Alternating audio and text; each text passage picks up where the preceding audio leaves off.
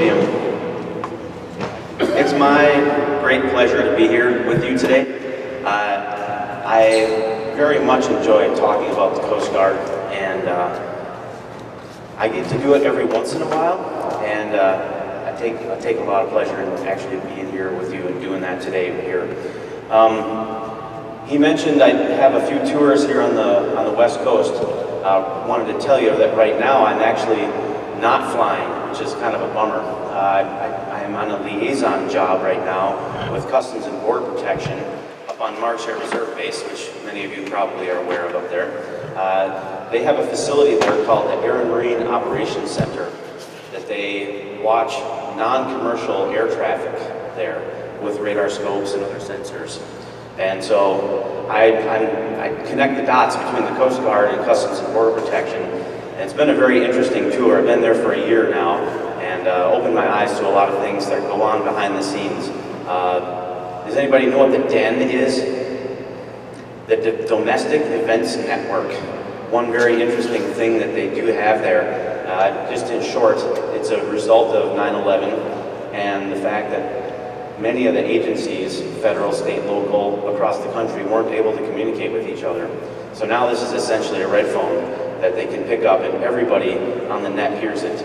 ATC, Coast Guard, CBP, Secret Service, all the 3 and 4 letter acronyms you can imagine. Anyways, it's one cool thing that they have there that they are able to work issues if they come up. So I'm here to talk to you about the 100th anniversary of aviation, Coast Guard aviation. This is a fun thing. It'll be a challenge. It's not irritating to me at all. I love it. I love aviation, so fine by me. So let me just back up to last year.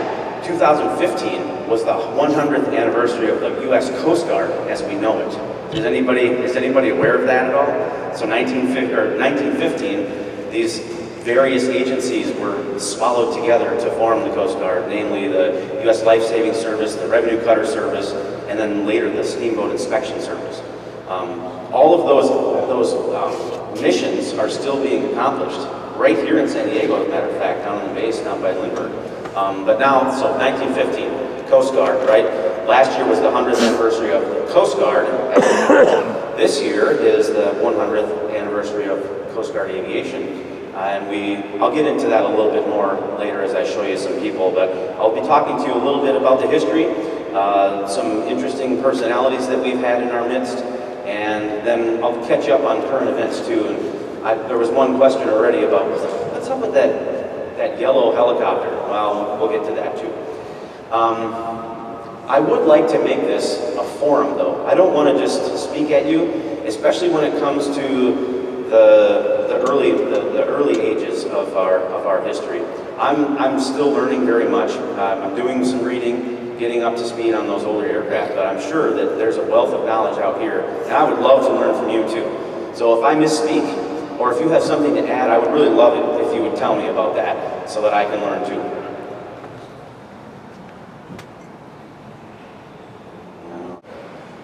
What is this picture? What? Wright Flyer, right? What's the Coast Guard connection? Can anybody tell me? Near the water. Near the water? Yes, I heard that. Yeah, there were actually U.S. Life Saving Service guys here. They were in effect the first aviation ground crew. They took this picture and they helped out the Wright brothers the whole time they were out there. Actually struck up a really great friendship, and there's some really interesting stories that came out of that. So this is, I should put a little, credit to the Coast Guard for taking the photo. I think that's really cool. All right, maybe yes, cool. All right, so then aviation is invented, and then we have developments. It took a little while for the military to latch onto the idea that airplanes were a good idea, because guess what? They were all ship drivers, at least in the Navy and the Coast Guard. So new things are hard sometimes. So it took till 1916 to get our first aviator in training, and as I mentioned, that was in 1916 in April. His name was Elmer Stone. Anybody ever hear that name before? Yes. NC4, exactly. We'll be getting even more to that. So there are a couple others I've heard too. If you're ever able to go visit the base here, there's a statue. It's a very cool Art Deco type statue, not an exact likeness by any means, but he was the commanding officer of our base here back in the early 30s. So anyway, Elmer is right here under the prop. Coast Guard Aviator number 1. This is as you can see, it's the Coast Guard Aviation Group at the time. The guy on the left, I thought it interesting to see his name there. His name is Thrun, last name Thrun. Advanced to CW4 by the end of his career, but we have our barracks. When I attended Aviation A School, I was an electronics guy before I took my commission. I stayed in Thrun Hall in Elizabeth City, North Carolina, so that was kind of a neat find for me. But very small at first, obviously. Then we have the NC4. So, among other things, Commander Stone was part of this effort to make the first transatlantic flight ever in an airplane. And there were 4 NCs, NC 1, 2, 3, 4. Because of mechanical failures, maintenance issues, the first 3 didn't get there. But NC4, commanded by Coast Guard Elmer Stone, made it all the way over to Lisbon, Portugal. And you see them, this is the actual photo of when they landed and were taxiing in the port of Lisbon. Fascinating story. Again, if you're ever able to travel to Pensacola, Florida and see the wonderful Naval Aviation Museum down there, you'll see the NC-4 there. It's an incredible, it's incredible to stand next to it, not only for its size, because it's big like a PBY, but it's got a wooden hull. Holy smokes, it must have been heavy, you know? Anyway, fascinating stuff. 1925, fast forward a little bit, we got some airplanes from the Navy. That top one, that U-01 was a Fokker product, believe it or not. That was the last Fokker airplane model that was purchased by the US military. That one was given to the Coast Guard by the Navy, and we used it to patrol during Prohibition. Pretty successful patrols up out of Massachusetts. And down on the lower left, the OL-5. Am I saying it correctly if I say laning? L-O-E-N-I-N-G, is that correct? Yes. Loining. Loaning? Loining. Loining. Yeah, like a Brooklyn loining. Okay, thank you. So this was one of the first acquisitions in Coast Guard Aviation. They bought 5 of these, and they were reinforced for heavier seas, just because we knew the mission was going to take us into some big seas to pick people out of the water. So the whole time, you know, all of this is amphibious aircraft. Got to make a water landing to help anybody with an airplane. Then we come to the ubiquitous J2F Duck, which is awesome. So here's another photo of Elmer jumping in his aircraft right before he set up a speed record for amphibious aircraft at the time. There you see the year 1934, 191 miles per hour. That aircraft was ubiquitous, like I said. It was used throughout the war years even. And so this is a very interesting story. And I'll actually have a little show and tell. I'm in this book right now. I wanted to show it to you. When I mean in the book, I'm reading it. Frozen in Time. Fascinating story about these 2 guys, Pritchard and Bottoms. Long story short, they were stationed aboard the Northland. They were part of the crew there, doing patrols as part of Greenland Patrol. And you're probably well aware that a lot of aircraft crashed in Greenland when we were trying to get them over to the theater in Europe. Well, this particular case, it was a B-17 went down, as well as another cargo plane, I believe a C-56. I think that was the designator. Anyway, 2 aircraft down on the ice. Had been out there for quite a long time. Radio comms were not great back then, but they were able to get word out, you know, help us type of deal. Well, the B-17 crew was only a ferry crew, so they were not prepared to go down on the ice. They survived for quite a long time, actually, in the tail cone of the B-17, given what they had, which wasn't much. They were able to drop some food. Other crews were able to drop some food to them. But eventually, the Northland was able to get close enough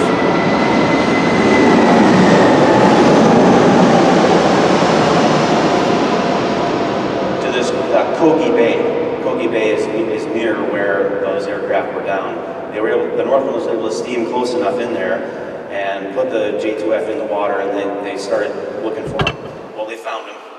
They actually landed the J2F, an amphibious airplane, on the snowy glacier, which, sounds good, except for the fact that the crash sites were particularly full of crevasses. One guy tried to hike out, in fact, from the B-17 crew and fell down one, far, really far. But he got caught on this little ledge. It was a miracle that he survived it. Anyway, so they got a few of them out, but they crashed in the process of trying to go back and get more. So they're legendary in our history, and they have buildings named after them too. We have a training center in Mobile, Alabama, where pilots go annually to do our refresher training, simulator flying, instrument check, that stuff. And we stay in Pritchard Hall every time we go there. And the other side, the enlisted side, is Bottoms Hall. So I've seen these names now for a good long while. But fascinating story. I encourage you to find that book if you're able to. It's well written. Okay, then so World War II is going. Then we have the advent of the practical helicopter. You all probably are somewhat familiar, at least, with the history of the practical helicopter. I'm proud to say that the Coast Guard's been there from the start.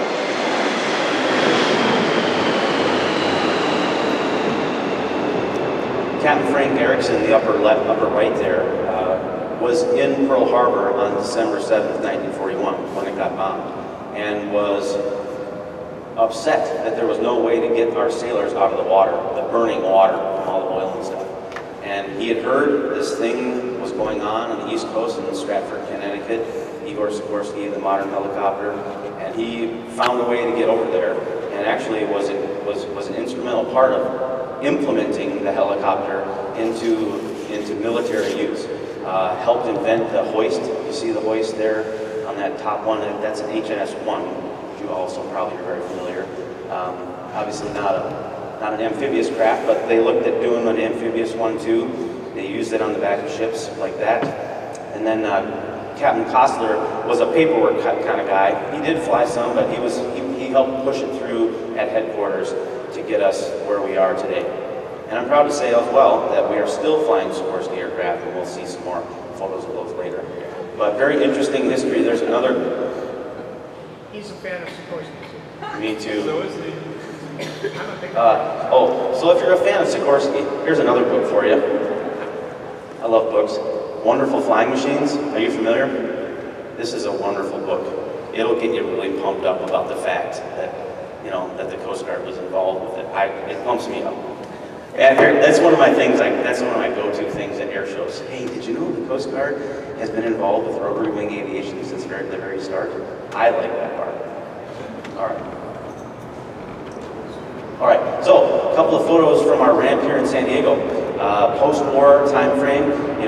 There was a lot of surplus aircraft out there, amphibs that the Coast Guard definitely took advantage of.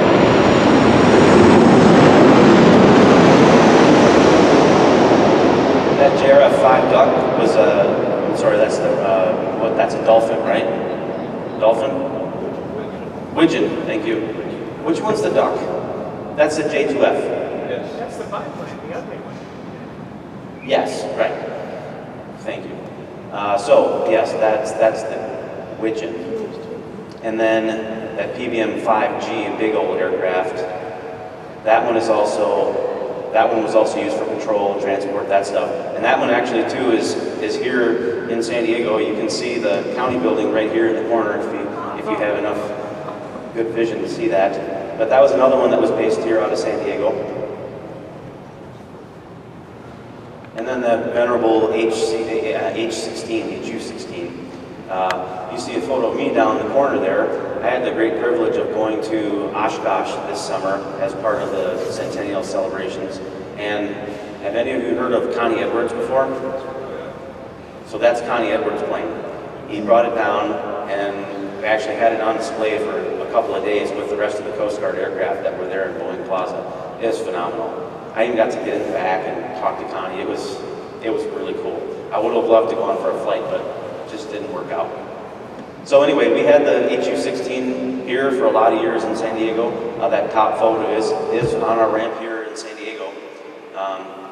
Lots of good rescue stories from them. There's a whole book about the HU-16. People are fanatical about that airplane. Did you know that Billabong bought one and is using it for offshore surfing? It was a former Coast Guard aircraft too. They built a big door in the back so they could put their jet skis in.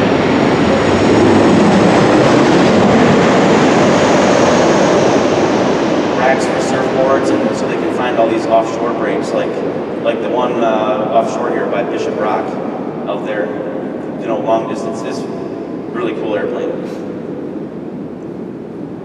And the HH-52A, workhorse for the Coast Guard for a lot of years. Used all over the world, as a matter of fact, to include polar operations, which I have a photo of that too. None of these photos actually are from San Diego, but I know that they were here for a lot of years too. Does anybody recall seeing them around here? Yes? Yeah, they used the taxi across the road to get back to the...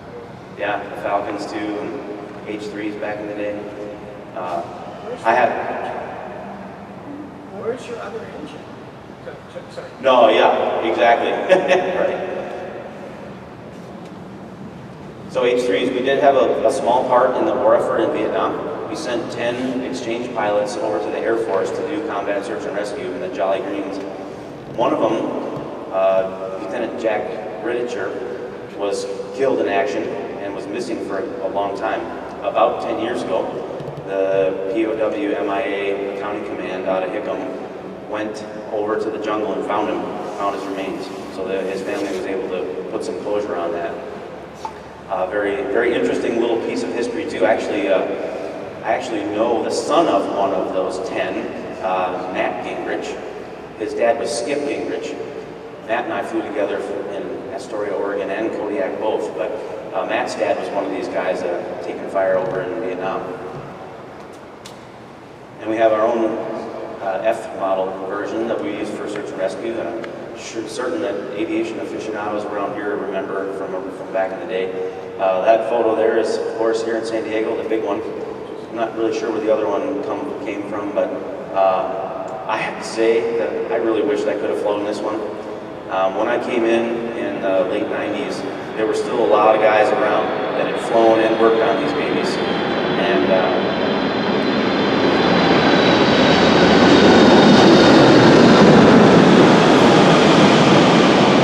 they missed it something awful, I'll tell you.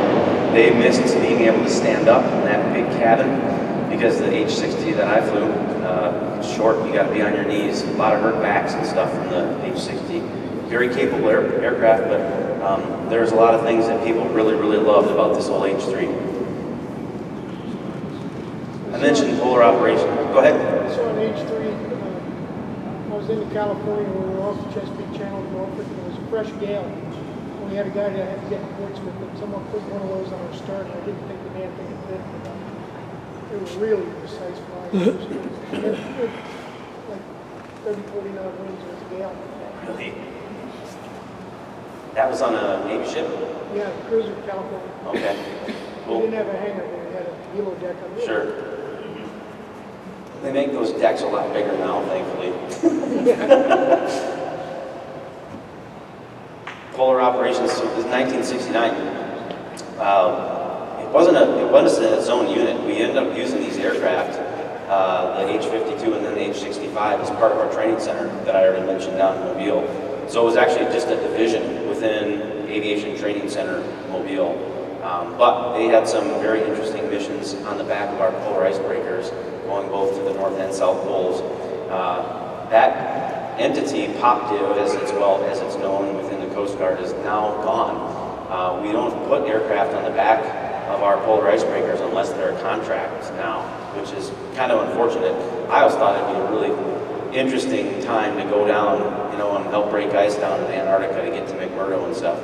Again, fascinating stories from people I've talked to that were in POPDIV, to see all the terrain and ice and weird lava formations. So active volcanoes back while ago down in Antarctica, but they would, when the lava would shoot out, it was so cold down there that it would super cool and form a long, almost like a stalagmite or something, stalactite. Anyway, it made me want to go down there and check it out, but I never had the chance. I want to tell you about a couple of search and rescue cases that are pretty well known, at least within the Coast Guard. This is the SS Sdasm, with 517 souls on board. She caught fire about 150 miles southwest of a place called Yakutat, Alaska, which if you think of where Yakutat is, if you think of that southeast part where all the islands are, where Juneau is, it's in that crook of that southeast part. So anyway, long ways offshore, fire, 517 people on board. Lots of Good Samaritan vessels responded, but the Coast Guard also responded with H-3s, pulled a lot of people out with helicopters, especially the triaged, more injured ones were pulled out quickly, but not one single person of that 517 were perished. A few injuries, but everybody survived it. Pretty crazy, yeah. I mean, those H-3s, how many could they carry? Like on a rescue mission? I think it depended on how strong the wind was. Because, in a search and rescue situation, we have the authority, according to the Air Operations Manual, to take any measures we can. So that means, stressing the aircraft to its very limits and past it even. We can ruin an aircraft in the process of trying to save lives. As long as when you calculate it, you don't crash. That's kind of the caveat, of course. We want everybody to come back. But anyway, just sheer size-wise, I think you could get 30, 35 people in there. I don't know if it'd carry it. I guess that's why I said it depends on the wind. Maybe we get a little help from the wind, and maybe we'd be okay.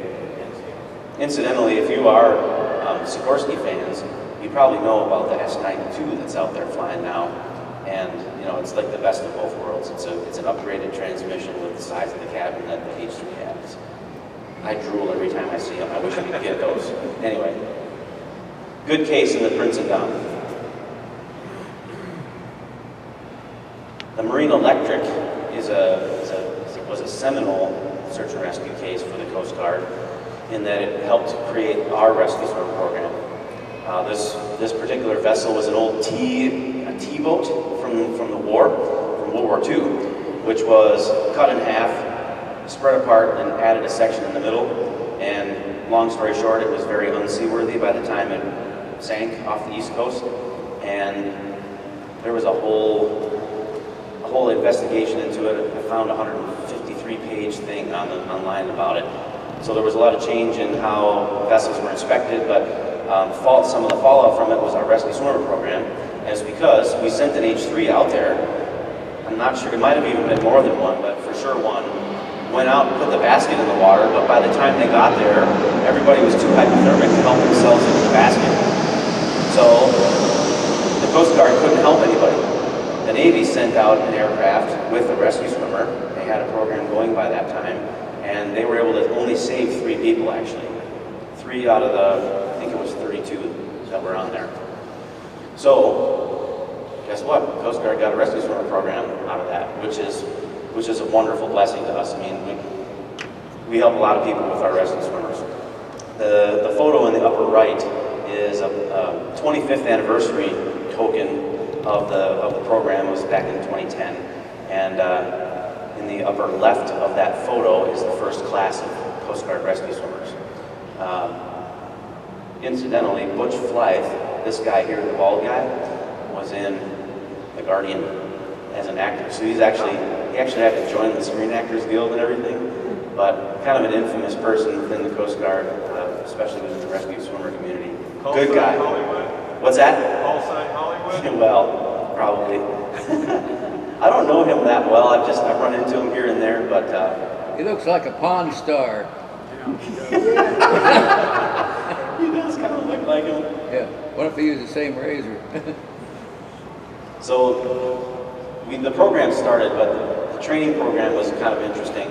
We trained with the Navy for a lot of years, and I don't know if you remember, there was an incident in the late 80s with Navy Rescue Swimmer School, one of the recruits died, was drowned at the. Ricky. Yeah, I actually know some of his family.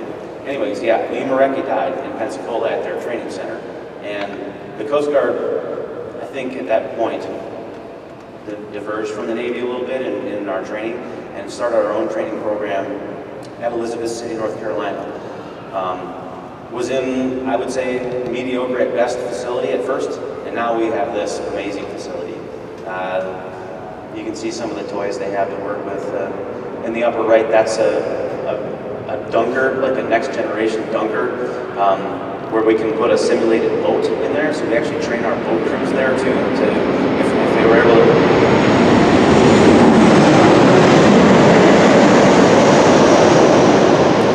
They were ever to capsize, you know, how do you do your hand over hand to get out of a vessel? Make sure you have your reference point and that stuff. And then the blue one sitting up on the deck there is the one for the aircraft. They've got fans. You can see these two fans here. You can actually fake a Category 1 hurricane. They blow that hard and then blow water. So it's a world-class facility now, and we're proud to have it. Wanted to talk to you a little bit about smuggling. You are probably aware that that's a problem here in Southern California.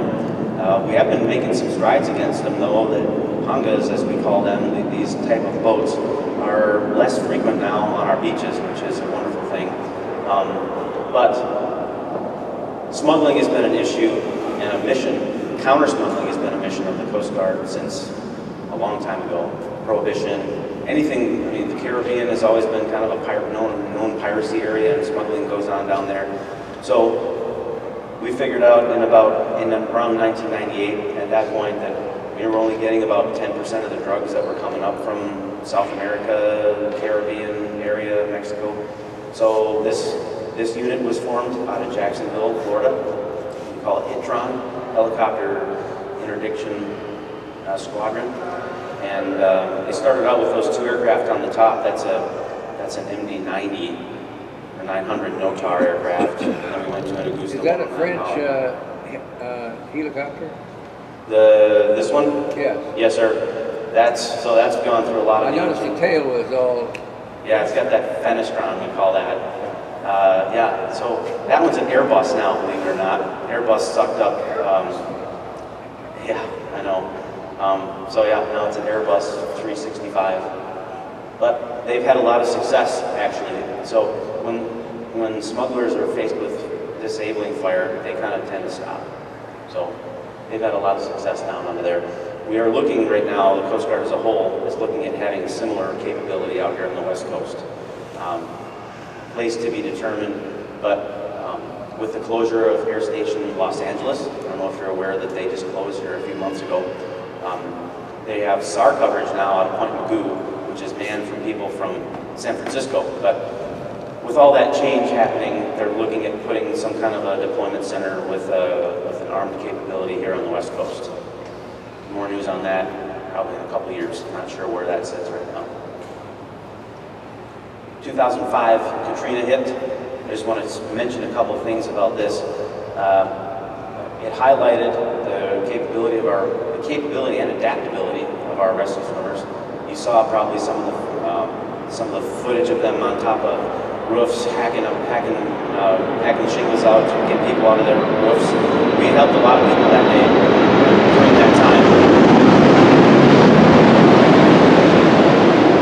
The numbers that I've found were around 33,500 individual operations that we've got people out of sticky situations. The other thing I'll mention is a standardization program. We had people coming from all over the country to help with this effort. And it didn't matter where you came from in the country. We could work together no problem because everything is the same in our flight manuals.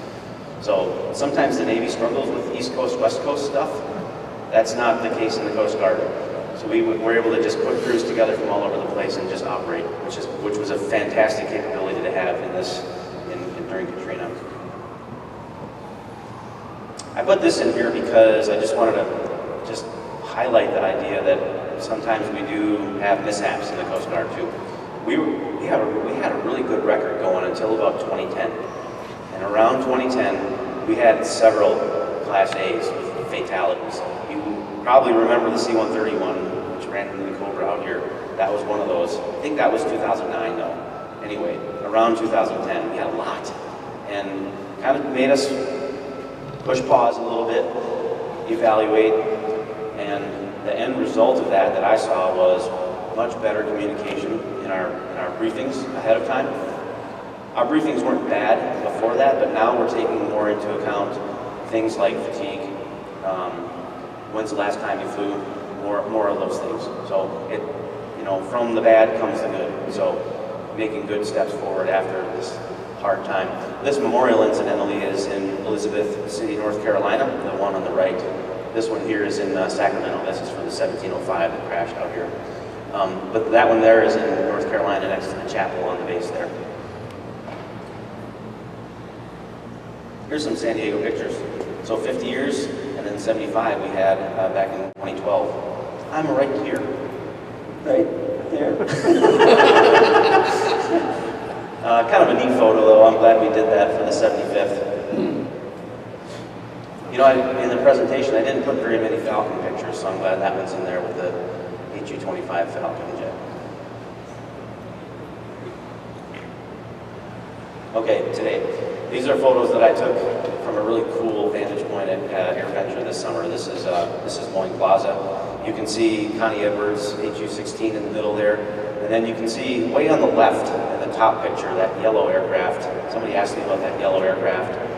That's one of our H-60s. And you can see in the foreground that H-65. The big airplane here in the middle to the right is the C-130J model. You can tell that by the props.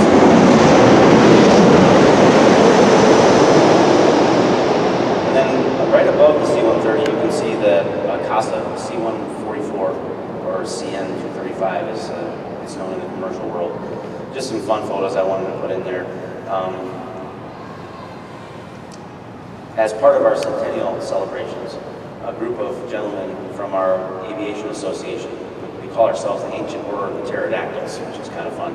But these guys got together this aircraft, made it flight worthy, and finally got a Coast Guard aircraft in the Smithsonian. So this one's hanging in the Udvar Hazy Center out at Dulles in DC. So if you're ever in the area, you should definitely check that out. That's the only place in their inventory right now.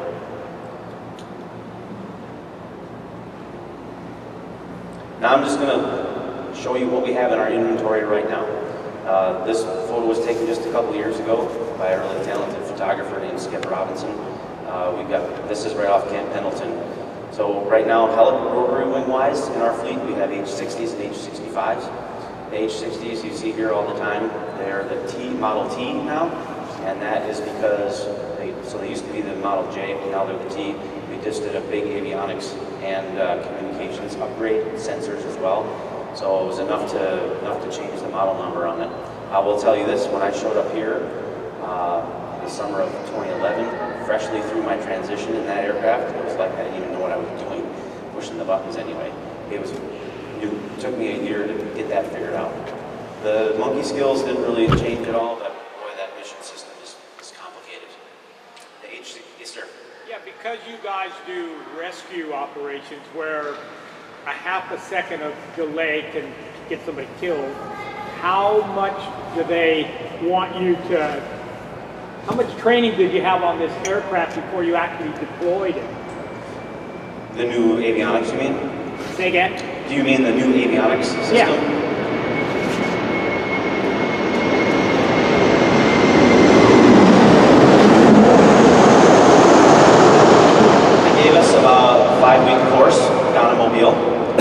Simulator, cockpit trainer, flights, so 5 weeks, which was not bad. I was comfortable enough to operate, even in the instrument environment, but to have the same comfortability as I had with the old system, that's what I'm saying is, to actually prosecute missions and that sort of stuff, it took some time to be comfortable. And I will admit, I'm a little slower at that kind of thing, at changing like that. Some people picked it up right away, but it took me a little while. Part of that had to do with my office part that I have to do. But anyway, The H65, we're on the Delta model now of that one, and soon to be Echo. They are also getting the same avionics package that we have in the 60 now. It's a Honeywell or a Rockwell Collins product called CAS, Common Avionics Architecture System. And so plug and play. So the same box that goes in the 60 can go in the 65, which is nice for logistical purposes. Sure. Now you're doing a one-shot show. It appeared to be they were armed with like a 20 millimeter. But when you're going from interdiction to search and rescue or back again, do you use the same aircraft and the mission suite takes it? Or? We do. So we don't have any permanent armament on these at all. Anything that goes on is hung out the door. So we do carry the 240 in the 65, and then they have a Barrett 50 cal sniper rifle too that they shoot engines out with. But right now in the 60 fleet, we are not armed at all. After 9/11, there was a push to have an armed capability from the 60 fleet. I actually participated in that. A lot of fun. Didn't they use that Barrett 50 caliber? Yes, with a great deal of accuracy, I might say. Absolutely. Yeah, they can shoot. They're really good. They knocked the motor out of the smugglers. Yes, sir. Yeah. Now, the smugglers are getting smart, though. They lay on the motors. But no fixed armament at this point, at least. Yeah, but when you're doing, like let's say you send this guy out and he's on interdiction, how long would it take him to transition to search and rescue? We've thought about that a lot. So we are not doing it at all in the 60 fleet right now. So your aircraft here in town, no, we're not even doing that at all. On the 65 side, that unit is exclusively interdiction. So they are always configured for that. They carry a small amount of search and rescue equipment, which they can employ immediately. So the guns swing out of the door, off to the side. The Barrett is loose. They just have it. They have a piece of webbing, kind of strung like this across the door that they can, rest on. But that all comes to the side pretty fast, and they can hoist somebody. They have the hoist and basket there all the time. Is there cross-pollination between crews? Can you be a H60 crew and a H65 crew, or do you take a career path that takes you separate? The vast majority is separate. Yeah. Well, pilot-wise, the powers that be have said that it's just too complicated to do. There are exceptions. We have, so the engineering cadre within the Coast Guard, the aeronautical engineers, sometimes they are forced to do a transition just because of where their billets are. They're specialized, they have to go somewhere. Well, if there's no 60 billets open, then they have to take a transition and go someplace else. So that happens frequently enough within that community. And as people get more senior and they go to command positions, they'll take transitions as well. But most of the time for command, they don't usually get qualified up to piloting command anymore. They just fly as a co-pilot. Some of them, if they're fortunate enough to get to their legacy aircraft that they've flown their whole career, then they can stand duty and a lot of other things. Our unit in Sitka is the best that you could possibly ask for. So it's a H60 unit, a 3-ship unit. Their command cadre is junior compared to the rest. So an 05 is the commander there. He stands duty regularly, and so that's cool. If I was going to get command, that's what I'd want for sure. But there aren't too many left like that anymore. Most of them are 06 commands. They have to go do the politics.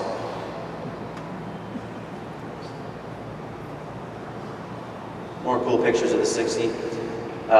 So the retro paint job. So the yellow H60 that you see here is kitted out exactly the same as the other two that are here in town.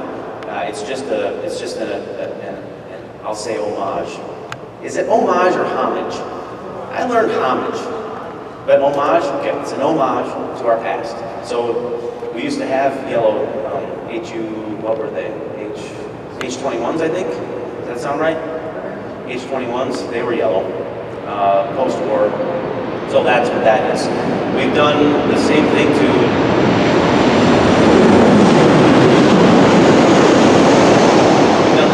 the H65s. You remember them with that white and orange paint job. We've got a few of those in the fleet too.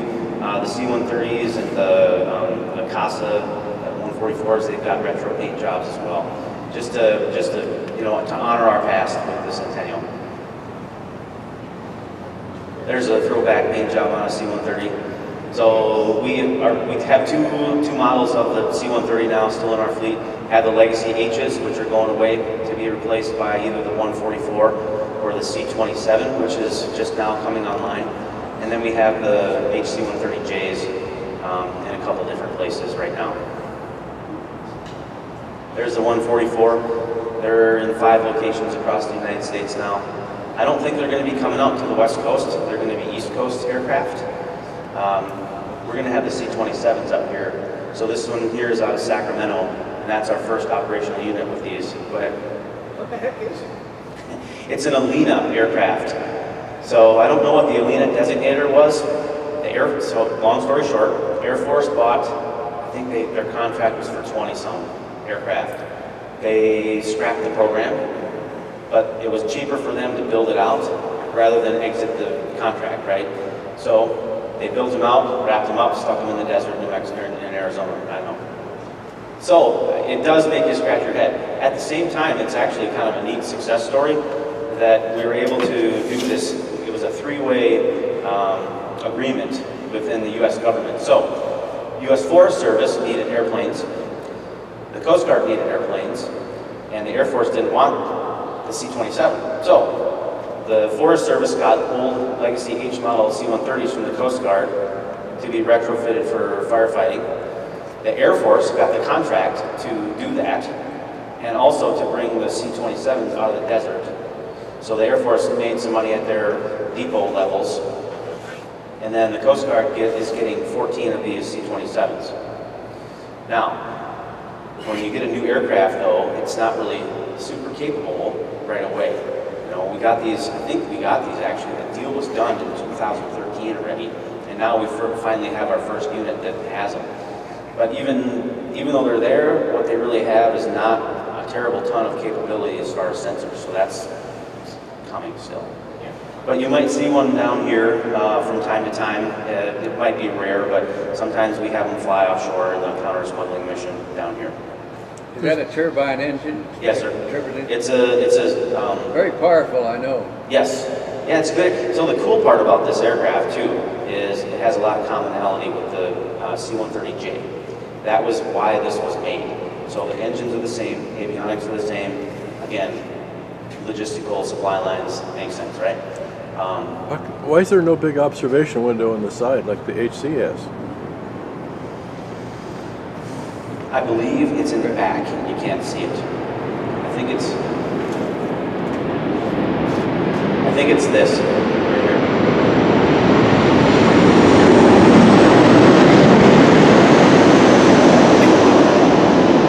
I haven't been in one yet. I'm hoping to invite them to come down to the AMOC where I work right now to get some briefings on our counter-smuggling stuff we've got going on, and then I'll take a look at it then, hopefully. Sir? Yeah. What in the Coast Guard mind are its limitations at the moment? Say again? What are its limitations as far as This, so right now all it has is a camera. So there's no it has a weather radar, but not a good search radar that we would want. There's a capability coming online in the Coast Guard and Customs and Border Protection called Minotaur. Minotaur is a mission system that, much like the DoD, allows you to share targets and tracks. So one aircraft is out sweeping the area, the operators in there mark them, however they need to. Well, right now, that information is all gone after that sorting is done. Well, the Minotaur mission system will allow you to push all that data to somewhere back on land and then to another aircraft that comes out to relieve you on station. So that's not in there yet. It's coming, but it's not there yet. You might want to look into, before I retired from Northrop Grumman, we developed a system called MAP DOC. for use on C-130Js and C-17s. Okay. It was basically data linked on a tablet in the cockpit. On a tablet? Yes, it was Link 16. Jared, the one they used on the F-22 advanced tactical. Cool. And it could be displayed right in the pilot's lap. So the problem with Link is that's classified. In the law enforcement environment, it has to be unclassed. So that's why we're doing Minotaur. You can get around the classification. They did it with the nationalist Chinese with Taiwan. You just change the crypto. There's definitely ways, I know. But my answer to that is just, wasn't my decision. That's what we picked. I'm sorry. Yeah. There is a way too. I mean, we work with the DoD, and I'm talking about AMOC works with DoD, several different DoD entities, and we bring in link tracks into our surveillance system and display it on an unclassed way, and works very well with and keeps the class and unclass. What's your latency like? It's not long, seconds. Comes to us from Watts. Oops. What did I do? Oh. There we go, real air. You a G5 pilot? Are you? Cool. Well, we have two of these for executive transport. When we got into the Department of Homeland Security,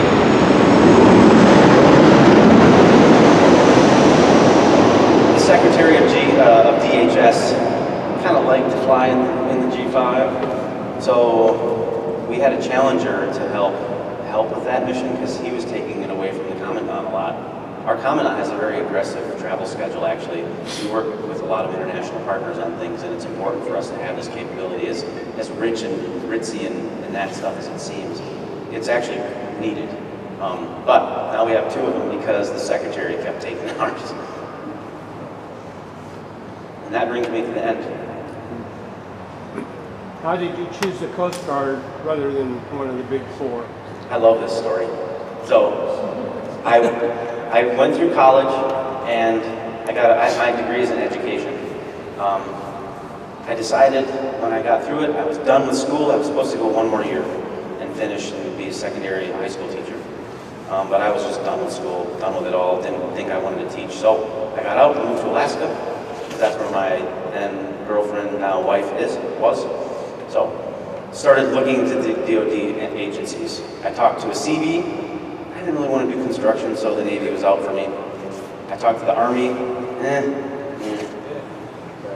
So I'm talking to the guys at work, and it was a pothead heating and air conditioning guy that said, "Hey man, why don't you be a coastie?"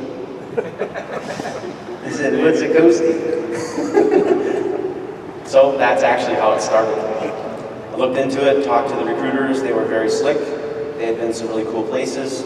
I will admit, a little bit desperate for something. I didn't know what I wanted to do, so now here I am, 19.5 years later. So I'm really glad I went this route.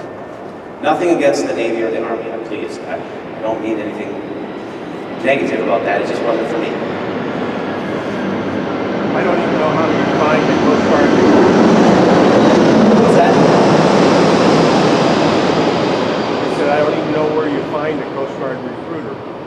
We have one here, which is actually kind of rare. It's over in Midway area. Sir? Share with you something from way back when you mentioned the NC4. Oh yeah. You know, it had a little cubby hole up in the bow there where a crewman was up forward there. Yeah. I don't know the name, but in 1968 or 69 down at the Navy Hospital, I had a patient who happened to be that crewman. Gordon, can you tell me his name? Rhodes. Thank you, sir. That's cool. Yeah, that was way back at the Navy Hospital. Here? Yeah. Sir? I was stationed with Coast Guard down in Bermuda. Had seaplanes down there. And they had a pretty rough budget down there. because they used to bum hydraulic crews, because they couldn't buy it. And also, if I'd go get tools, I'd always get a couple extra. Is this still the same, the budget? It's much better now that we're in Homeland Security. It's been a huge bonus, and post 9/11 too. Yeah, you know, they're like, I'd get a bunch of tools, and I'd always get some for them, and they'd trade on. But I remember the budget was real rough. We are still quite small, of course, compared to DoD.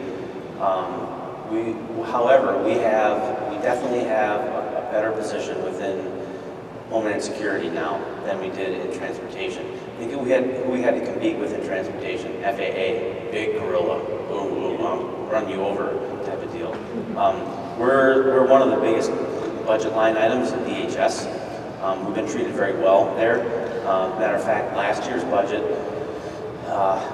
we have this ongoing procurement for national security cutters.